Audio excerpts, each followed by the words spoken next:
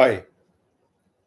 Now, after yesterday's strikes by Iran on Israel, the prospects of peace are looking even more distant.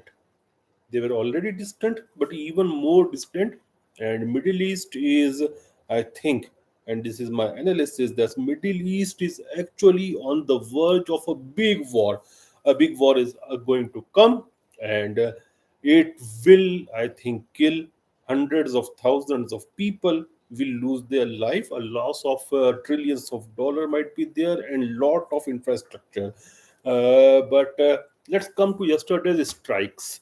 So after whatever happened with Hania, then the war in Lebanon, Hassan Nasrullah, and everything, Iran was in a big pressure, not only from other countries but also from its own allies. Its own allies means the Houthis, the Hezbollah, and those militant outfits in Syria or in Iraq, and also various sections within the politics of Iran. So they had to retaliate, but they took a lot of time, and this shows that Iran was showing some kinds of restraint, that there might be some peace, but ultimately they went for a strike. Some people said that they sent to something around 180 missiles, some say that were 200 missiles, whatever the number was. But videos which came on social media, they suggest, or also on television, they suggest that many of the missiles, they reached their target, and they were almost very accurate, though the payload, I think, was very less. So it was more an indication by Iran that we can reach up till Israel, and we can strike wherever we want in Israel. Now the thing is that Israel has said that they will retaliate, and if they retaliate like last time they did in April, I think it was April or May, when Iran sent some 300 missiles and drones to Israel, then things will calm down. But if they really retaliate in heavy manner, then a cycle of retaliation, counter retaliation, retaliation, counter retaliation, it will start. And I always say that already the world is in chaos. Already we are in a stage of a cocktail of World War III plus the Cold War II. And why I'm saying the World War III? Because we are seeing every place is burning. We are seeing Europe is burning since more than 2 years. Middle East is burning since almost 1 year, and things are not calming down, but they are escalating. But we are not seeing the war like First World War or Second World War, because today that type of colonialism is not there. Though only a few handful of countries like Russia, India, China, United States, they are sovereign, but most of the countries of the world are partially sovereign. But even that partial sovereignty is checking the full blown Third World War. So I say again that we are living in a cocktail time, and that cocktail is the cocktail of Cold War II and World War III.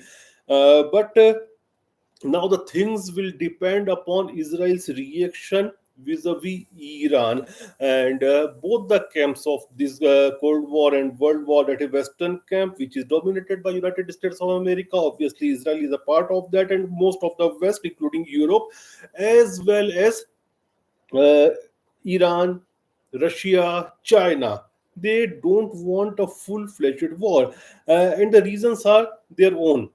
Well, if you talk about Russia, I think a full-fledged war in Middle East will be in Russia's benefit, because that way all the support which was going to Ukraine will be divided. Already it has been divided. But if you talk about China, another member of this club, they don't want a full scale war, because if a full scale war with Iran is there, definitely they will block the Hormuz Strait, and Chinese trade will affect in a very bad manner. Similarly, United States of America, they, I think, don't want a full-fledged war, because elections are there, and if a full-fledged war with Iran is there, then oil prices will rise, leading to inflation. And the Democratic Party, which is currently the ruling party in office, in Oval Office, they would they won't like it, because it will affect their prospects in the presidential election.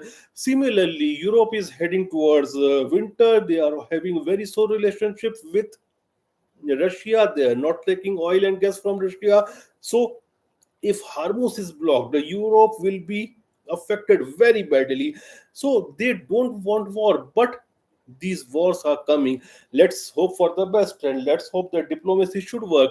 And yeah, this war will be very devastating, because Israel will get all the weapons from United States of America, and Russia will be supplying definitely weapons to Iran.